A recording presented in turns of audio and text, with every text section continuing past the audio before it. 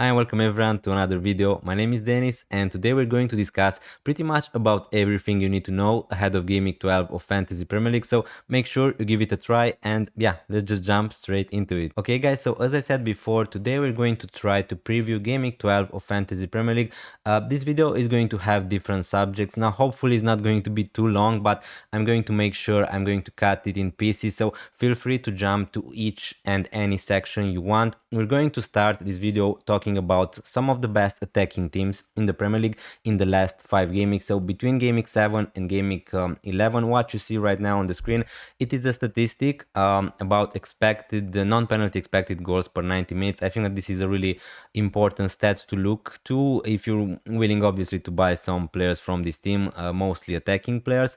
Now as you can see from this list, maybe a little bit surprising for me, for myself, and maybe to some other people, Arsenal are topping this list with 1.97 non-penalty expected goals per 90 minutes. So they are generating almost 2 goals per game. Now most of that XG probably is still from the set pieces, but again, if you don't know yet already, there's a big news at the moment that Gabriel is going to be out probably for 1 to 2 months with an injury. Now, obviously, Gabriel, we know that he was their main target from the set pieces. I'm sure that now Arsenal suddenly are not going to become a really bad team at set pieces because their delivery is still top notch. So I think that they're going to be fine in terms of that. But we need to see who's going to take the place of someone like Gabriel. Maybe someone like Saliba, but yeah, that's a different topic. So again, investing in some attackers from Arsenal could be a good idea. Now maybe I would not advise you to just rush right now to buy someone like Rice, Eze, Bukayo Saka, because the next 2 fixtures and in the next 4 fixtures they are going to play against Spurs, against Chelsea and against Aston Villa, which are not definitely easy fixtures. But again, Arsenal are a team who were impressive attacking wise in the last 5 games of the season. I don't need to talk too much about defending because they are the best defense in the Premier League. Chelsea, it is a tricky team here because they are on the second place. They generated a lot of this XG in the last game week against Wolverhampton, where they scored also 3 goals. But it is a tricky situation. Now, why am I saying that? Is because a lot of people maybe have Joao Pedro, maybe you have someone like Enzo Fernandez. They're going to play against Burnley. Let's see how, if Enzo Fernandez is going to be fit, obviously, to play that game. But my advice would be for anyone who has Chelsea players to keep them and try to play them against Burnley. After that, to buy Chelsea players, I just think that I would go against it for the moment. I just don't think that I would go for someone like Joao Pedro. I wouldn't go for someone like Caicedo, for someone like Enzo Fernandez. The next fixture is good, but after that they're going to play against Barcelona in the Champions League. They're going to play against Arsenal. The fixtures are going to get a little bit more tricky. So again, as I said before, if you have them, keep them. If not, I'm not sure if I would buy a lot of Chelsea attackers. Liverpool on the 3rd place here. It is an interesting team. It is really a shame because we don't have a lot of options from Liverpool. We're going to talk also about Liverpool more in detail in the next sections. But again, at the moment, we don't really have a lot of options in attack from Liverpool. But for sure, because they're going to go into an amazing run of fixtures, I think that it would be a good idea to have some attacking coverage from Liverpool. But yeah, we're going to talk also about that later. Manchester City, Crystal Palace, Newcastle, Brentford, a really interesting team also because maybe some of you would be interested in someone like Thiago. They are generating 1.38 non-penalty expected goals per 90 minutes. Nottingham Forest, Brighton, West Ham. Again, I would not look to buy any Nottingham Forest players, any West Ham players probably, and even some players from Newcastle. I would not buy them in game week 12 against Manchester City. After that maybe, but at the moment not. So again, with Man City, Palace, Brighton, Brentford, I think that we have some good players from those teams. Again, with Man City, it is also a shame that everybody pretty much owns Haaland at the moment, and a lot of that XG is generated by Erling Haaland. Other than that, we don't really have a lot of other options from Man City. Again, they all are going to be rotation risk at some point. Yeah, someone like Doku was amazing against Liverpool, but do you want to have that headache into your team? Maybe not. So yeah, Crystal Palace, again, they are still top 5 in this list. They were amazing this season. Again, here we have options like Mateta, Sar. Probably these are the only 2 at the moment I would look into. And with Brighton, the only 2 options at the moment attacking wise are Welbeck and Minte. But let's move to the next section. In the first part, we talked about some of the best attacking teams in the Premier League in the last 5 game weeks, and spoiler alert, right now we're going to talk about the best defenses. So this statistic, what you see on the screen, is expected goals conceded in the last 5 game weeks. Now, maybe you're asking why I put here this timeline between game week 7 and game week 11, because I wanted to see which teams are improving, obviously, and how they are looking in the last 5 game weeks of the season. Because as you can see from the screen, a team like Brighton, a team like Man City are second and third on this list. Now, let's talk a little bit about Arsenal real short, because their numbers this season were amazing. They are still going to be amazing, I think.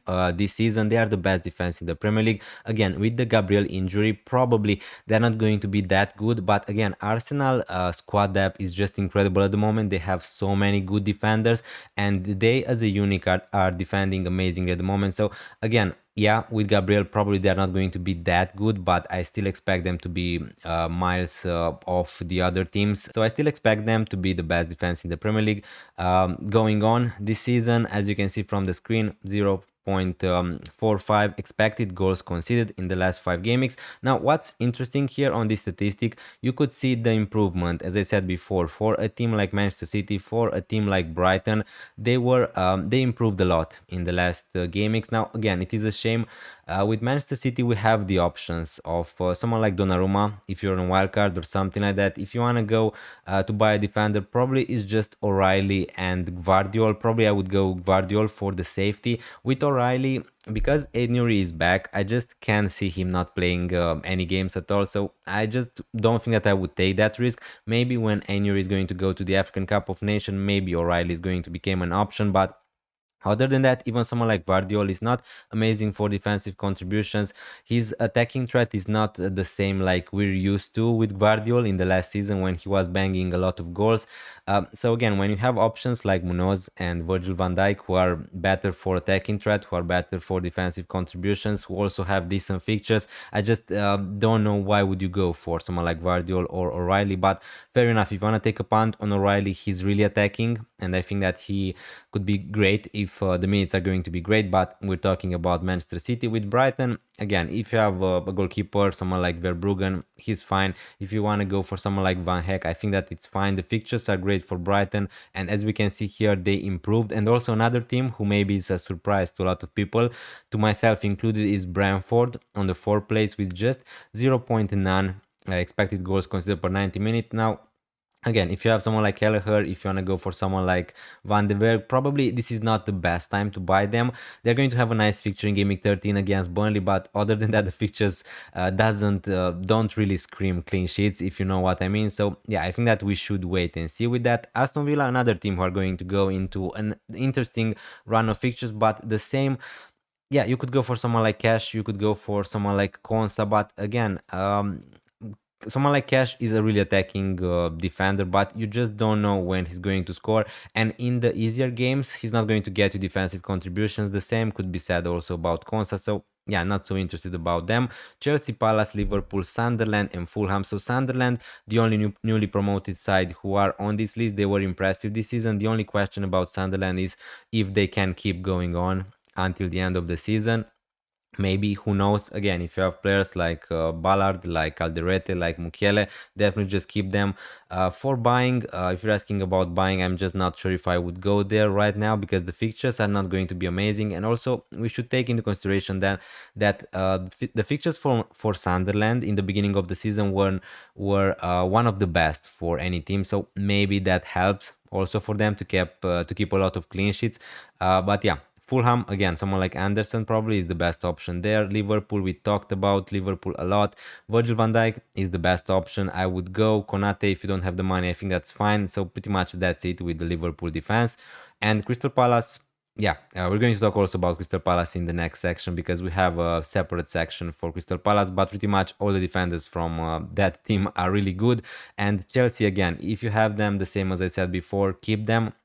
Other than that, I'm not sure if I would buy them, just because they're going to play against Burnley in Game Week 12. After that, the fixtures are going to get tough. They're going to play in the Champions League against Barcelona, against Arsenal. So yeah, the fixtures are going to be really congested, and we could see also some rotation for Chelsea. But let's move to the next part. Now moving forward, we're going to take a look at some market projections for Gaming 12. Now here we're going to see the projected goals for Gaming 12 and also the clean sheets odds. We're going to have a separate discussion about the captaincy. Now obviously maybe this is going to help you. You can see how every team is going to be projected, how many goals they are projected to score in Gaming 12 basically. But what I want to take a look first is at the clean sheet odds. As you can see here, it is just ridiculously amazing that Arsenal are still first on this place. They have 46% chance to keep a clean sheet against Tottenham, and here we're talking about they're not going to play against Burnley, they're not going to play against West Ham, they're not going to play against Wolverhampton, they're going to play against arguably a really decent side in Tottenham, also under Thomas Frank, but still they are pretty much get a clean sheet almost there. So yeah, they are just ridiculously good this season, and they were. On the other teams, again, if you're looking to use your fleet in Gaming 12, this Gaming, again, maybe if you want to buy some defenders, try to take a look at these teams. Arsenal, Chelsea, I think that they are more likely to keep a clean sheet than anyone else.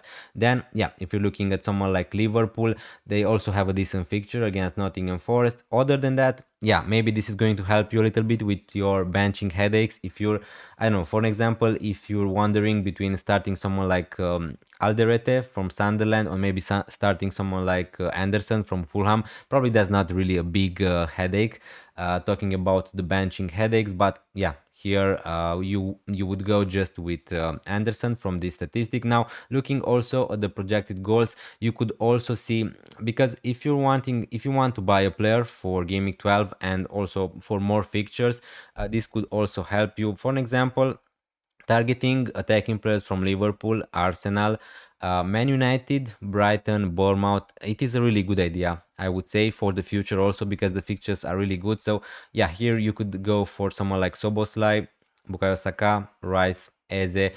For Bournemouth, if Semenyo is fit, definitely just keep him. They are predicted to score almost 2 goals against West Ham, which is a really nice fixture.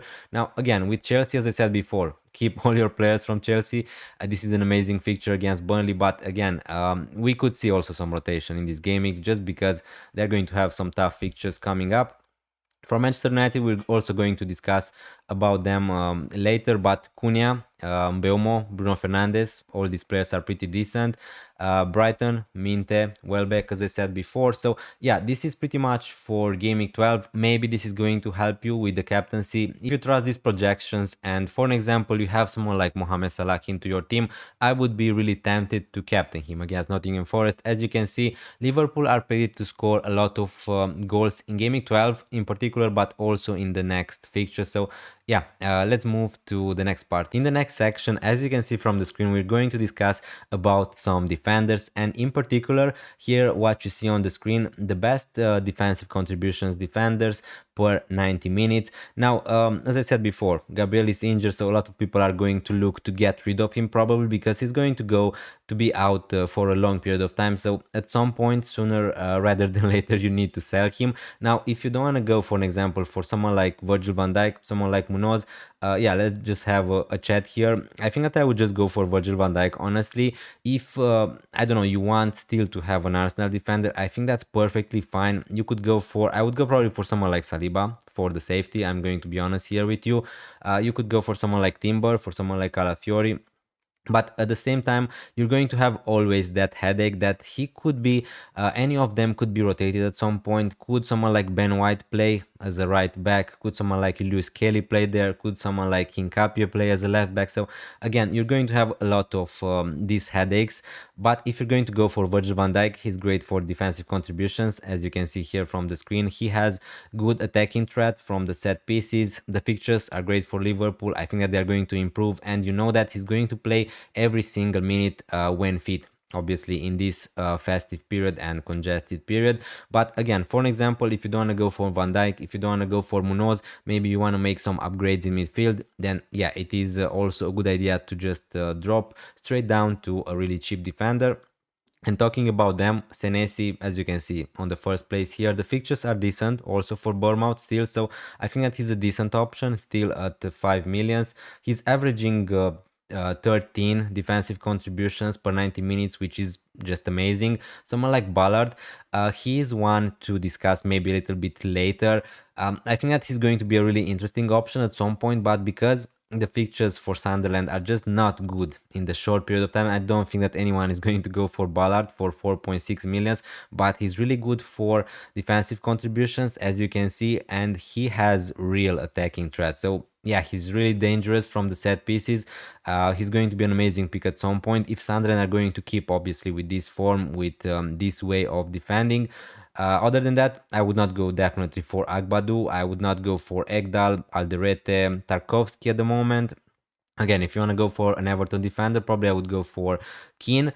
Anderson for Fulham, a really good one. My favorite 4.5 million defender, I'm just going to say it, it's Richards. Probably I would not double up on Crystal Palace, so definitely if you have someone like Munoz, I don't think that I would double up on them. But other than that, he's probably my favorite one. Lacroix is still decent for 5 millions. I think that I would go for him than to go for someone like Gay, but again, if you want to save up that cash going for Richards, I think that it makes a little bit more sense from my point of view. So yeah, if you want to go cheap, probably my order would be Richards, Anderson from Fulham, and then someone like Keane. You could go also for someone like Trafford from Bournemouth if you want an attacking defender. But yeah, pretty much that's it. Let's move to the next section. Next up, we're going to discuss more in detail about Crystal Palace, and that's because I think that a lot of people, myself included, have a lot of players from Crystal Palace, or maybe you're wondering if it's still worth to buy them. So I think that we can have a little bit of a discussion here. You can see the fixtures from Game Week 12 to Game Week 16. Wolverhampton, Man United, Burnley, Fulham, and Manchester City, which is the toughest fixture from this list. Again, is it worth to go still for Crystal Palace players? I would say yes, because they were an impressive team this season and the fixtures are still good. Now, if you take away that fixture against Man United, it's Wolverhampton, Burnley, Fulham, which are really decent fixtures, and even that fixture against Man United is at least at home. So yeah, I don't think that's a bad fixture for attackers, especially. Now, a lot of people, I suppose, have someone like Mateta, someone like Sar. A lot of the defenders, as I said before, are going to be really great. Now, the only question is, let's try to talk a little bit about someone like Ismail Assar, because he's going to go to the African Cup of Nations now.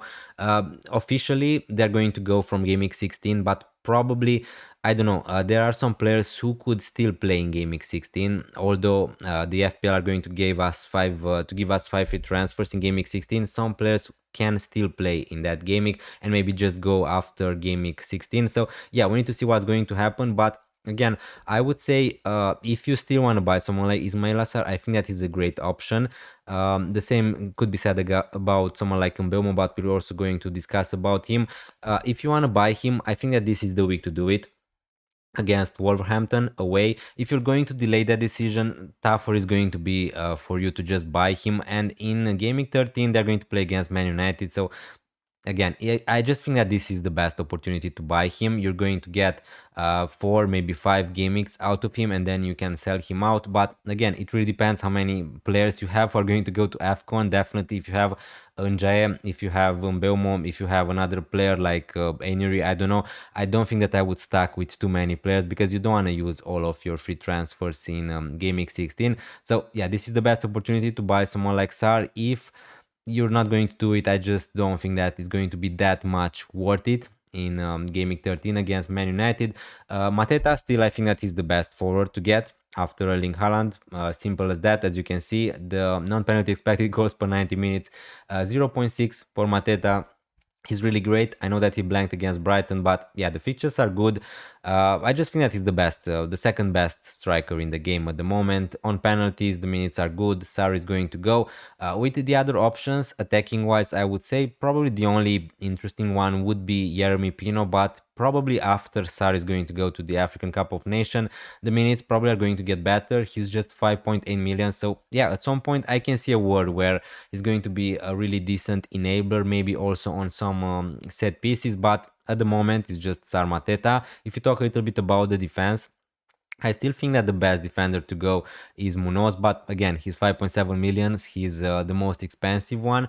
He's the most attacking one also. He's not that good for defensive contributions, although he's going to get them in some games. I would go for him. definitely for the short term, Wolverhampton, Man United, Burnley, Fulham, the next four fixtures are really decent for them. I don't see necessarily a clean sheet against Man United, maybe against Fulham, but yeah, Burnley, Wolverhampton there are just really tasty fixtures. And with Munoz, you're betting for him to get some attacking returns anyway. So yeah, I think that he's great. Although on this graphic, as you can see, his non-penalty expected goals per 90 minutes are the same as Gay, the same as Lacroix. If you want to buy another defender, I think that I would go all the way down to Richards. Now, again, I'm not saying that Gay is a bad option. I'm not saying that Lacroix is a bad option, but it's just that middle price tag I would rather try to avoid. Other than that, yeah, I would go for Lacroix if I was forced to do so. I would not go for Wharton. I would not go for Mitchell. So yeah, pretty much that's it about Crystal Palace. I still think that we should invest in them because of the short-term fixtures, but at the same time, you need to be sure you want to go for Sar right now, or maybe you should just leave it. But let's move to the next team. The next team we're going to talk about right now is going to be Liverpool, and that's mostly because of the fixtures. Let's be honest, the fixtures are going to be great. From Gaming 12 to Gaming 16, Nottingham Forest, West Ham, Sunderland, Leeds, and Brighton. If any team in the Premier League was going to have this run of fixtures, we would be interested to buy some players from Liverpool. Now, let's start with the defense because it's going to be shorter. I would just go for Virgil van Dijk. If you have the money, I would just go for him straight out from Gabriel if you have him. Other than that, if you don't have the money, I think that Konate is still a decent option. His defensive contributions are almost equally with Virgil van Dijk. But again, if at some point Arne Slot wants to play someone like Gomez, some other defender in that place, maybe Konate could be rested at some point. And also his injury record is not always great. So if you have the money, definitely I would just go for Van Dijk. Other than that, I would try to avoid Frimpong at the moment. Bradley, Kerkez, and Robertson, I would avoid all of these. Again, if you want to go for someone like Alisson Becker, it's looking like he's going to be probably available for gaming 12 or maybe gaming 13, but I just think that the same for him. With the injury record, he just can't stay fit all the time, so I'm not sure if that's worth the price. Maybe on wildcard, but other than that, I'm not sure about it. And also, let's try to talk a little bit about the attacking players from Liverpool, because this would be a really interesting topic to discuss. But it is really a shame we don't really have a lot of good options at the moment. I would say that the best options at the moment, the most safer options are Soboslai and Mohamed Salah, and one of them, Soboslai, is on 4 yellow cards. So yeah, it is a really tricky situation because you don't really want to buy a player who's on 4 yellow cards, but at the same time, he's the most reliable player from Liverpool. From my point of view, he was the best player for Liverpool this season. He's on some set pieces. He's looking like he's going to get to play that advanced role. He's not looking like he's going to play as a right back anymore, at least while Conor Bradley is fit. So he's going to get more chances to score, to assist. Again, not an exciting pick like someone like Sar. Definitely, I would just pick someone like Sar instead of him.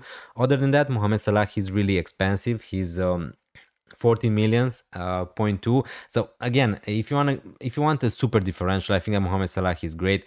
But again, how many people are going to go for Salah after this season? Again, he's just not in form at the moment, but surely he's on penalties. He's going to be a great differential. He's going to get some goals, I'm pretty sure. And also, he's going to go to the African Cup of Nations. So that's another reason why I just don't think that you should go for him for just 4 or 5 fixtures. Yeah, I don't think that's worth it to just transfer him out to rip out your team to get Mohamed Salah. So yeah, that's the problem we have at the moment with Liverpool. Ekitike, Alexander Isak, both of them could be decent options, but at the moment, while both of them are going to be fit, none of them is going to get good minutes. Again, Alexander Isak probably is going to be the prime striker, the starting striker for Liverpool. I expect him to get more minutes than Ekitike, but again, until Ekitike is there, Isak is not going to play 90 minutes every game week, and also he is really expensive. He's 10.3 million, something like that. He's not scoring a lot of goals. He had some injury problems. We know that from the beginning of the season. And yeah, he's just not in form at the moment. So I don't think that you could argue about paying that much money for Alexander Isak. And that leaves us with someone like Wirtz. Uh, someone like Gakpo, obviously, who's, as you can see here, has the best numbers for any Liverpool attacker, but even he could be rotated at some point. Now, if you can guarantee me that he's going to start all these 5 game weeks, I would 100% just buy him right now, but nobody can guarantee us that. They're going to have also a lot of fixtures. We don't know when Gakpo is going to play them. So yeah, it's going to be some rotation with the Liverpool players. He's not going to be that 90-minute man. Gakpo, I just don't see it. So again, with Wirtz, probably you're not going to go there at 8 millions. Yeah, at the moment that leaves us with Soboslai and Mohamed Salah. So that's the only problem with Liverpool attackers. It is just what it is. Sometimes you just a team is going to have a really great run of fixtures, and maybe it's more. I don't know. It's like we have other better options elsewhere. So you could go for someone like Sar, you could go for someone like Mbeumo, you could even go for someone like Cunha. You could go for someone like Bukayo Saka. There are other options elsewhere who at least you know that they are going to play, which might be the better plan. So that's why at the moment, let's see what's going to happen in Game Week 12. Maybe when Mohamed Salah is going to go to AFCON, probably Alexander Isak is going to be a more interesting option for me if he's going to play a little bit more minutes and better. I think that he's going to be on penalty. So yeah, then we could see some options from Liverpool. But even that, Frimpong could play as a right winger, Wirtz could play there, Gakpo could play there, even Ekitike could play as a left winger. So again, we need to see what's going to happen, but at the moment I just don't see a lot of people. Obviously, if you have someone like Gakpo, I forgot to mention, I would just keep him probably for the short term at least and reassess after that. But let's talk a little bit about Man United. The last team we're going to talk about in this video is going to be Manchester United, and as you may know, yeah, the fixtures are really good for them. Everton, Palace, West Ham, Wolverhampton, and Bournemouth, and the fixtures are keep going. Now, again, here we need to have some discussions. As you can see from the screen, I put up some graphs for Brian Mbeumo and Bruno Fernandes. Again, their price is almost the same, 8.9 for Bruno, 8.5 for Brian Mbeumo. Definitely, if you want a player for the next 4, for the next 5 game weeks, I think that Brian Mbeumo is the better pick with the higher ceiling, let's say, with the more upside. He's definitely the best midfielder from Manchester United. As you can see from the stats, non-penalty expected goals per 90 minutes, 0.31 for Brian Mbeumo. He's by a lot the best midfielder to go for Manchester United, judging by these stats. But again, there are a lot of things to take into consideration. He's going to go to AFCON, one of them.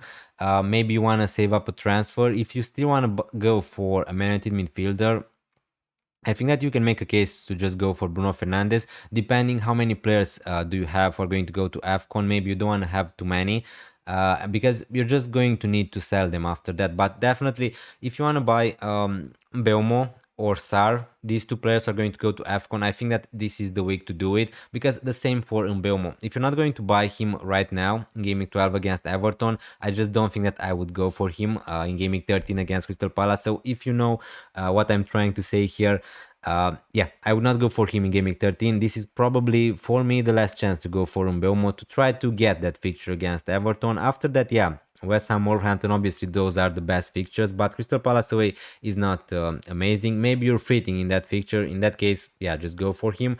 But yeah, I would go for Brian Mbeumo. But I understand if you want to go for Bruno Fernandes. Now, what's interesting and the latest news we know so far, Sesko is going to be out. There are some rumors that he's going to be out for 1 month or something like that. Now, that makes Cunha pretty much nailed to play as a number 9 for Manchester United, like he played for Wolverhampton last season. I know that Cunha wasn't great this season, but we know that he's a good player, right? He was great for Wolverhampton. He was really good for bonus points also last season. He's 7.9, so yeah, he's the cheapest one. If Sesko is going to be out, again, there are some cases maybe when his minutes are not going to be amazing, but I just think that he also could be a great differential. Now, everyone is going to go for Brian Mbeumo at the moment because he scored a lot of points. So, yeah, for good reasons. But I just think that we don't need to disqualify someone like Mateusz Cunha. He's going to be a great differential, but even that, I don't know. I think that Cunha could match or almost match someone like Brian Mbeumo in the next few fixtures. And the good part about him is that Mbeumo is going to go to African Cup of Nations, so that's only going to make Cunha a much nailed pick. So again, I don't mind going for Mbeumo. Probably he's the most informed player for this team, and he's also on some set pieces. This is a plus Mbeumo has over someone like Cunha. But again, if you don't have the money, I think that Cunha is also a nice option. Other than that, talking about Man United defenders, I didn't talk too much about them because I just don't really trust that Man United team, honestly, to keep a lot of clean sheets like they played this season. They conceded a lot of goals, and even against Everton, Palace, West Ham, Bournemouth, I think that they are still going to concede. Now, if I was to go for a defender, probably it would just be Delict because he's really good for defensive contributions, but at the same time, he's 5 millions. So he's the same price as someone like Senesi, and probably I much rather would go for someone like Senesi, or I just would go for someone like Richards, for someone like Anderson, for Hulham, who are cheaper defenders, who are also probably better for defensive contributions. So yeah, I just don't see a lot of reasons to go for Man United defender. That's how it is. Now with the strikers, with the attackers, it's a different situation because Man United are scoring a lot of goals. They are getting a lot of chances to score. So yeah, Mbeumo, Bruno, Cunha, all three I think that are great options. If you want one just for the next five fixtures, I think that I would go for Mbeumo slightly, but it's also team dependent. As I said before, if you want a safer pick for long term, probably it's Bruno Fernandes. But if you want an interesting, an exciting pick, and also some kind of a differential pick, probably I think that Cunha is going to be a decent option. But let's see how much time Sesko is going to be out for, and then reassess. Now, from this graph, as you can see, Bruno Fernandes is playing a more central role for Manchester United. The good part about him, he's taking the set pieces from the left. Good part. The good part. The good part about him is that he's taking the set pieces from the left. The corners, Mbeumo is taking them from the right. So yeah, he's on set pieces, he's on penalties, and when he's getting an attacking return, he's pretty much getting also bonus points. That's the good part about Bruno Fernandes, and he also could get you some defensive contributions. But again, as you can see in Belmo, definitely I don't need to discuss too much about this topic. Definitely he's playing a more advanced role, and definitely he's having more open play threat.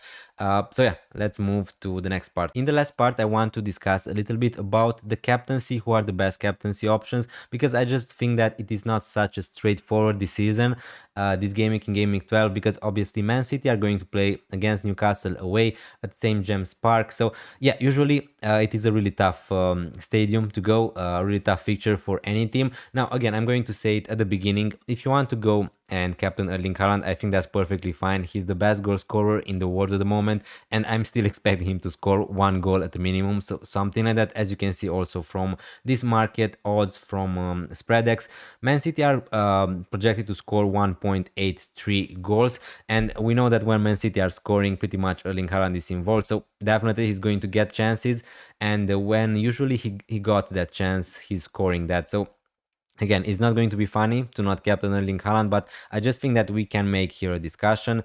If you want to captain him still, I think that that's a perfectly good option, but I'm just going to give you my opinion here, my point of view. And again, for some people who have Mohamed Salah, I think that I would go for him as my captain, not just because these projected markets are saying Liverpool are going to score over 2 goals, but I think that the fixture is great against Nottingham Forest. It is at Anfield. I think that Liverpool have something to show, have something to improve. Mohamed Salah is on penalties. Although he wasn't great this season, I understand. I would just go for him because he's going to be a huge differential. And if there's a week where you want to go against Erling Haaland, this is one of them, because other than that, at the moment, if the form is going to keep being like that, everybody is going to captain Erling Haaland in the other fixtures against Burnley, against West Ham, against Bournemouth. But yeah, if you want to take a chance in this fixture, I think that it could be okay. So I would go probably for Mohamed Salah. Now, again, that's not for everyone probably. After that, I think that Bukayo Saka against Spurs, it is a really interesting option for the captaincy. Now, Arsenal here are predicted to score 2.1 points, goals per game against Tottenham. I'm not so sure how I feel about this projection because honestly, I think that this game could be really close against Tottenham. We know that under Thomas Frank, Spurs could defend really good, and I think that they are going to try, obviously, to block Arsenal to get a lot of chances. But again, if Arsenal are going to score some goals, if you think that Arsenal are going to score, yeah, someone like Bukayo Saka definitely has a lot of chance to be involved in the goals. He's going to be on penalties without Gyökeres, who is likely to miss this game also. So, yeah, I think that he's a great option. Other than that, again, I don't think that I would captain any Chelsea players for all the reasons I mentioned in this video. Although they're going to play against Burnley, who are you going to captain? Are you going to go for João Pedro? Are you going to go for Enzo Fernandez with the doubts around him? I'm not so sure. Again, someone like João Pedro could be fine if and also if Enzo is going to miss, João Pedro is going to be probably on penalties because Palmer is not anywhere near starting for Chelsea. So yeah, that could put me in a little bit, I think, about the João Pedro captaincy, but yeah, I'm not so sure about that. Again, if we look at these projections, it's Chelsea, Burnley, Liverpool, Forest, Arsenal, Spurs, again, the North London derby. I'm not so sure how I feel about that, but definitely if I had Bukayo Saka in my team, probably I would just go for him for the safety.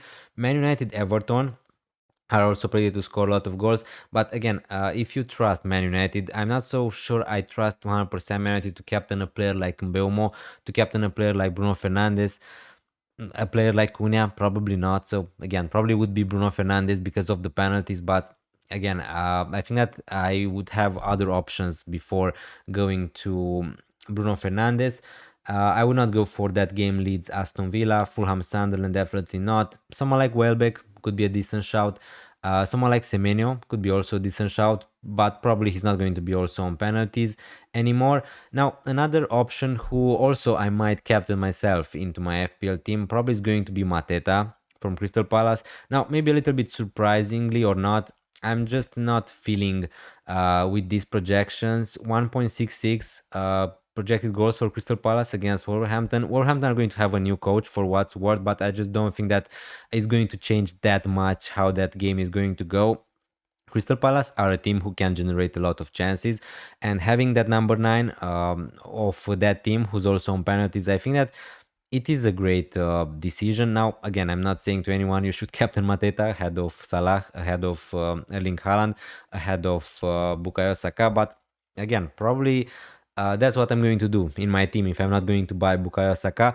Now, my captaincy order would be something like this: Mohamed Salah, Bukayo Saka, let's say Erling Haaland, and then Mateta. So, but again, I would be tempted also to captain Mateta over Erling Haaland, and pretty much that's it. After that, you can go for someone like Bruno Fernandes, someone like Mbeumo. So yeah, I think that the captaincy is pretty much open. You should know that it is a big risk to go against Erling Haaland, even against Newcastle. Probably his effective ownership is going to be huge. A lot of people are going to captain him, but that also could work really well into your favor. So yeah, hopefully that's going to be the case. If you're going to go against him, please let me know in the comments down below who's going to be your captain, what moves are you planning to do this gaming. Leave a like if you enjoyed this video, hit that subscribe button if you're new around here, and I'm going to see you next time. Bye.